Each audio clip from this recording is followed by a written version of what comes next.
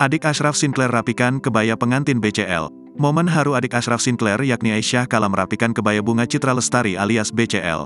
Adapun Bunga Citra Lestari alias BCL resmi menikah dengan Tiko Aryawardana di Bali, Sabtu, tanggal 1 Desember tahun 2023. Dalam momen bahagia tersebut, rupanya keluarga mendiang Ashraf Sinclair turut hadir.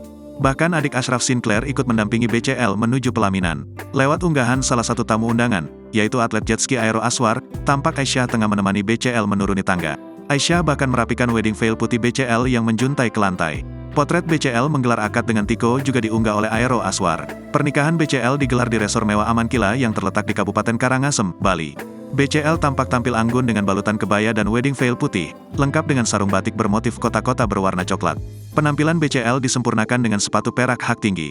Pernikahan BCL dan Tiko tampaknya sudah mendapat restu dari keluarga almarhum suaminya, Ashraf Sinclair. Dukungan tersebut diungkap oleh ayah Ashraf, Muhammad Anthony John Sinclair. Kenyataannya kami sangat bahagia untuknya. Ini sudah hampir 4 tahun, tulis Pamat lewat kolom komentar Instagram.